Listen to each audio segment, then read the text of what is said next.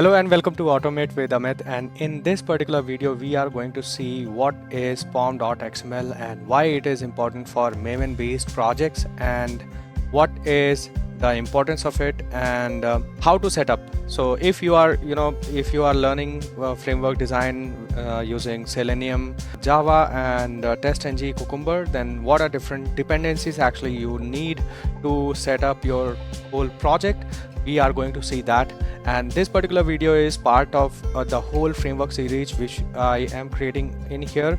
So if you haven't watched my previous videos where I have explained what is different way of creating a particular framework, so you can watch my previous video in the series, and let's begin with this one. Okay, so in IRCTC automation, basically we are going to automate IRCTC site. So in here I have created one project, this IRCT underscore automation, and in here by default we get this pom.xml.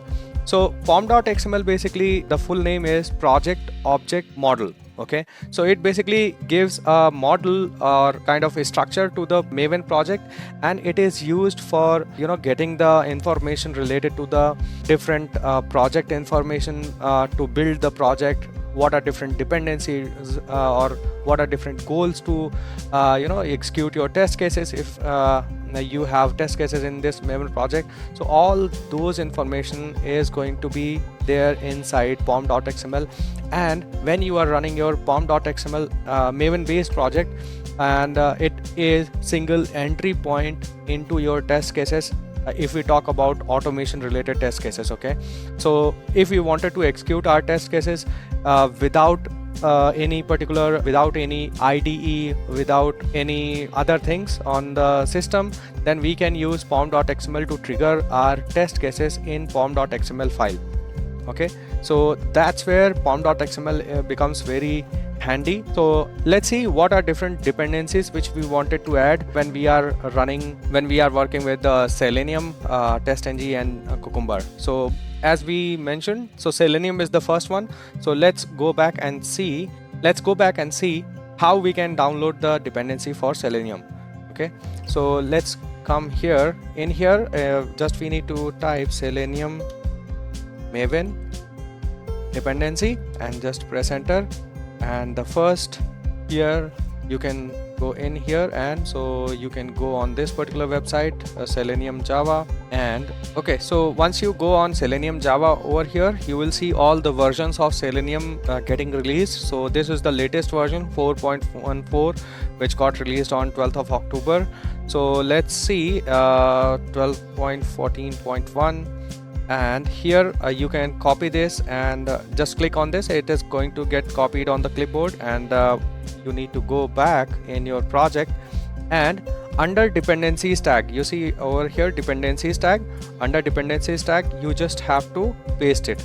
Okay, this is how we copy and paste dependencies, and as soon as we save this particular project, it is going to download this particular dependency in our build path. Okay, so here since we are not going to use dependency for JUnit, so I am going to remove this dependency.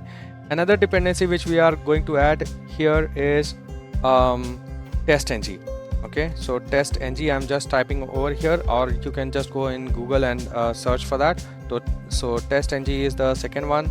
Here I am going to use this maybe any dependency we can use. So I'm just copying in here and pasting here. So we are done with Selenium, we are done with TestNG. Now let's go for Cucumber. So for Cucumber, actually we need to download 3 different dependencies. So first is Cucumber Java, and Cucumber Java 7.14 version, which I am taking as latest. So 7.14 is the first one. So second one is Cucumber. So since we are not using JUnit as our test framework, so we are using TestNG. So we are going to use Cucumber TestNG basically. So TestNG, let me type here. So Cucumber TestNG from io.cucumber. This is the site from where we need to take this. So the first one, okay, just copy and paste in here in my pom.xml over here. Okay, So right now I haven't saved it, so I'll show you when you save it what happens. So Cucumber Java is done, Cucumber TestNG is done. Another one is Gherkin. So Gherkin is the language basically in which we write Cucumber features. So here io.cucumber, from this we need to take this Gherkin. So I'm taking this latest one again. Let's go back and paste in here. So okay, so you just save it. So as soon as you save, all these dependencies are like Maven is going to copy all these dependencies or download all these dependencies in your project. Okay, so I'm pressing Ctrl S and you will see over here either, okay, it already has downloaded or something. So fine, so we are done with Selenium, we are done with TestNG, we are done with Cucumber. Now another thing is we are also going to use is extent report, right? Extent report is for reporting purposes. So I'm just going to download this extent report. So event extent is the one, so this is not the one.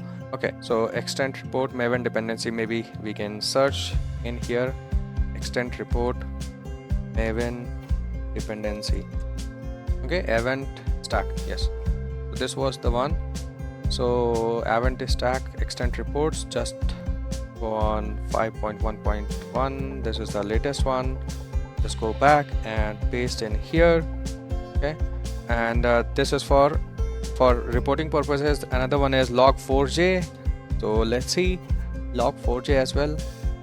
So log4j, Apache log4j, this okay, so this says that this artifact was moved to log4j core. So let's go back and we need to go in here, log4j core, and this is gonna give us, so I'm taking this version which has been mostly used, 2.20.0, just copying and then coming back and pasting in here. This is log4j. Another thing is since we are going to work with files, so for that purpose we need one dependency, commons.io. So let's see if io means input output. So commons io is the binary or library which we use to work with different files. So this is the one which is recent and also mostly used, so I'm going to use this one as well, 5.2.13. you can use anyone, but I am going to use that one only for now. So this is for commons io. Another one is for Apache POI. So okay, Apache POI, so I am taking 5.2.3, just coming back, pasting this as well, and here Apache Commons, we are done. Apache POI. Another one is OOPOI XML. Okay, so let's see, this one also we need to use. Okay, so again I am using this one. So just copy this and just go back and paste it. So here, okay, so after you paste it, just we are done with the dependencies. So right now and we'll save it. Okay, so Apache POI XML, Control Shift F to format this and Control Shift S to save everything. Okay, so with this we are done with the dependencies and configuration of XML. Here we'll see that. Another thing is we need to put some target and source here in the properties in order to run this here. So we'll see that too coming next, I think. Okay, so let me copy this from here somewhere.